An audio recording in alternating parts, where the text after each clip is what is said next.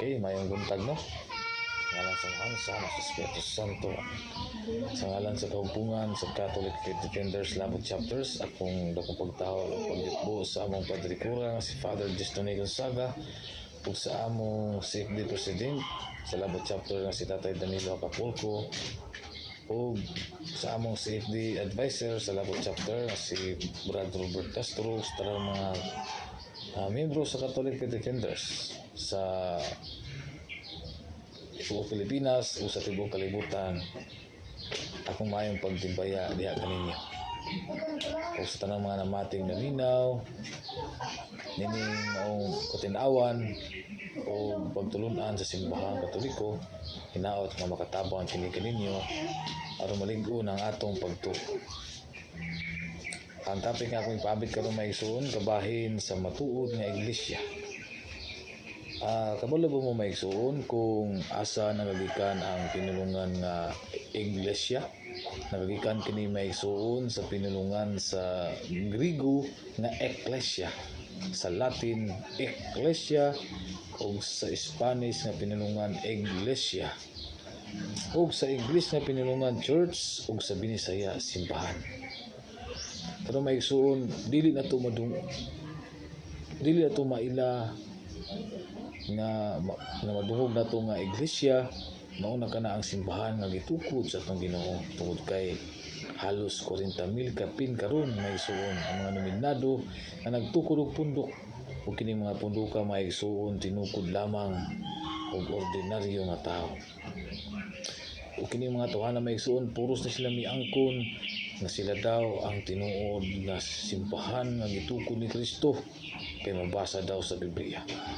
Matod pa o dili na to kalimtan maigsuon nga nagpasidaan ang atong Ginoong Jesucristo sa sulat ni San Mateo kapitulo 24 bersikulo 4. Pagbantay kamo ug ayaw kamo palimbong ni bisan kinsa, kaysa ako ngalan daghan ang moanhi nga mag-ingon ako ang Mesiyas ug daghan ang malimbungan ini.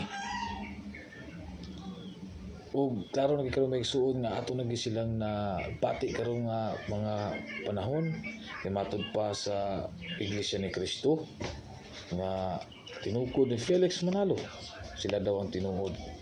Kay mabasa sa Roma 16:16, pagpangumustahay kamo sa inigsuon nga halok, nangumusta kaninyo ang tanang Iglesia ni Cristo. Usa sila daw kuno ang tinuod.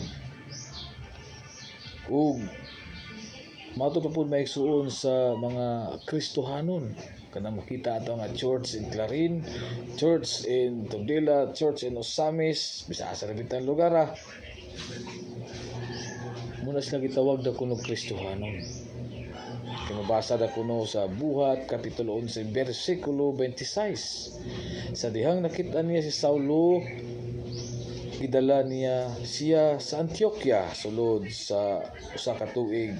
Silang duha nakig-uban sa mga magtutuo diha sa simbahan ug gituluan nila ang daghang katawhan. Ug sa unang higayon ang mga tinun-an gitawag nga mga Kristohanon didto sa Antioquia.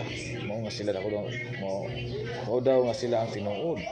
Pero matod pa pud maigsuon sa mga saksi ni Jehova, sila da kuno ang tinuod pud kuno. Kay mabasa daw sa Isaias kapitulo 43 bersikulo 10 na nagingon ang Dios Yahweh katawhan sa Israel, kamo mao ang akong mga saksi ug mga alagad nga akong gipili aron makaila kamo ug mutuo kanako ug makasabot nga ako ray Dios ug walay Dios nga una kanako may lain pa gawas kanako. Matod pa sa mga saksi ni Jehova. Ug matod po sa mga taga born again,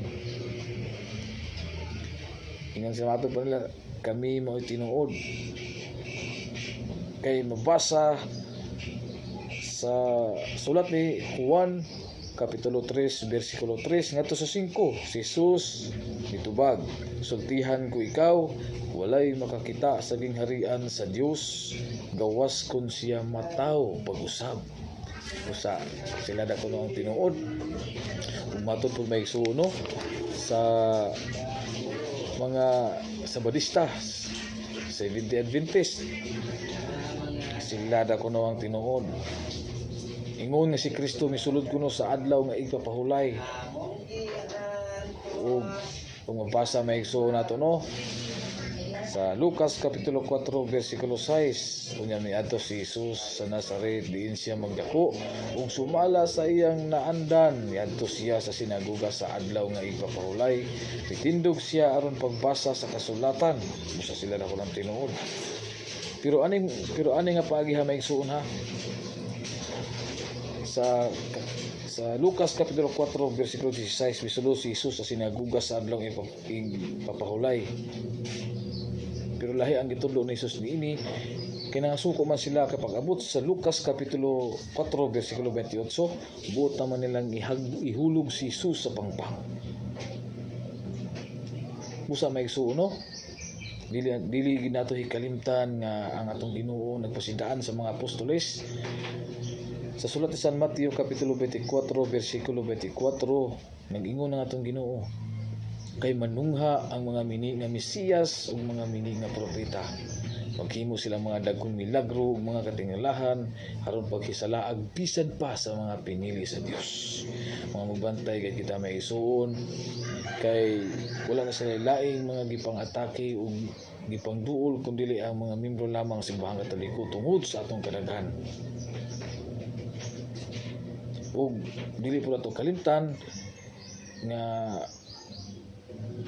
aron dili kita mapukan kay sa sulat ni propeta Oseas kapitulo 4 versikulo 6, nangapukan ang akong katawhan tungod sa kakulang sa kahibalo.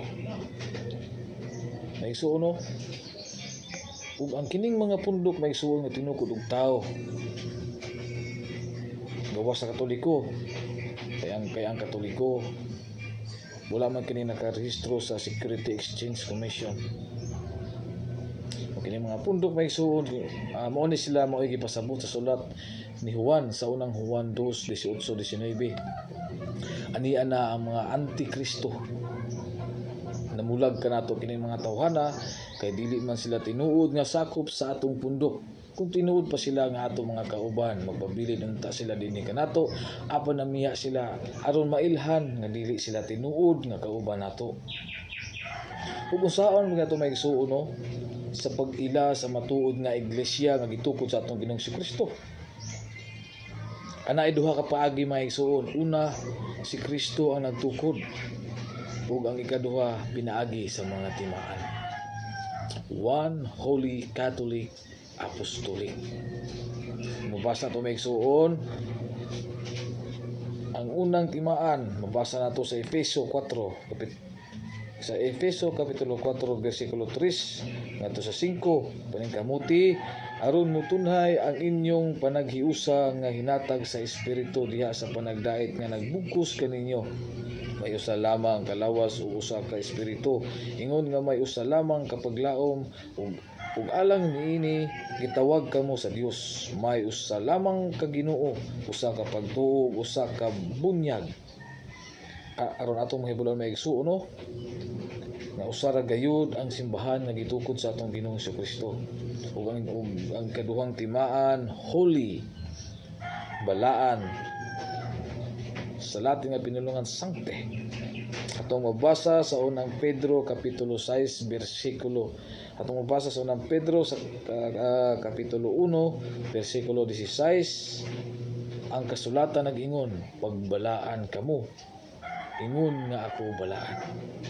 Pagbalaan kamo, kay ako balaan man. Ingon ng Dios. Ug ang ikatulong timaan may isod Catholic. Sa Greek nga pinulungan Catholicos, meaning sa English universal. O sa Binisaya kinatibukaan, makailapon.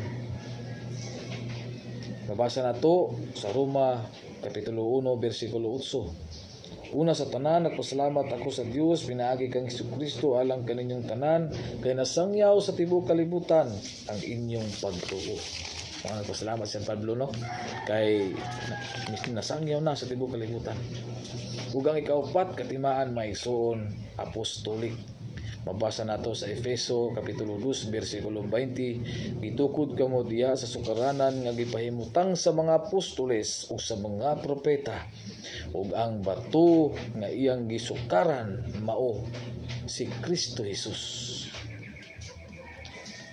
Ang atong simbahan mga igsoon gitukod sa atong Ginoo pinaagi sa mga apostoles, kay nag-ingon atong Ginoong Hesus ni San Pedro sa sulat ni San Mateo kapitulo 16 bersikulo 18, busa sultihan ko ikaw si Pedro, ibabaw nining bato pagatukuron ko ang akong iglesia. Bisan gani ang gahom sa impyerno dili gid makabuntog niini. Ihatag ko kanimo kining mga yawi sa gingharian sa langit. Ang imong idili dinhi sa yuta, idili usab didto sa langit. Ug ang imong itugot dinhi sa yuta, itugot usab didto sa langit. Now, maila na ito maigsuon nga ang simbahan katoliko mao gyud tinuod kay ang unang Santo Papa nato si San Pedro. Ug mikutay gikan San Pedro hangtod ni Pope Francis. Nga si Pope Francis ika-266 ka Santo Papa gikan pa ni San Pedro. Ug mailagi nato diha nga naa dinhi ang matuod nga iglesia. Ug ato po sa mabasa maigsuon bisag sa daang tugon nga sa sulat ni Daniel 2:44, sa panahon ni ining mga hariya ang Dios magtukod og usa ka gingharian nga dili gayud malumpag, ug ang iyang gahom dili maagaw sa laing gahom. Dugmukon niya kining mga ginghariana ug kini mao'y ilang katapusan, ug kining maong gingharian mobarog hangtod sa kahangturan. Ug nganong gitawag ni maigsuon og mga timaan nganong nami gitimaan ug nganong gitawag mo siya One Holy Catholic Apostolic, kay usa ra man gyud igsuon maigsuon kay isa ra ang simbahan nga gitukod sa atong Ginoo, ug makita nato simbahan katoliko nga manaa dinhi ang pagkabalaan ug mikaylap sa tibuok kalibutan, meaning Catholic, universal, ug natukod kini pinaagi sa mga apostoles. Ug ang dugang pang maigsuon nga mga pamatuod nga simbahan gayud nga mao'y tinuod kay ang headquarters niini ato sa Roma. Ato dito ang atong Santo Papa kasi Pope Francis nga nagsunod gikan pa ni San Pedro. Maigsuon hinaot nga nakamoy na katunan nining maong pagpaambit o sa sunod na bunhi gayon. Daghang kay salamat sa iyang pagpaminaw ug dalaygon ng Dios, ang Dios nga makagahom sa tanan, manalangin kanatong tanan sa ngalan sa Amahan, sa Anak, sa Espiritu Santo. Amen.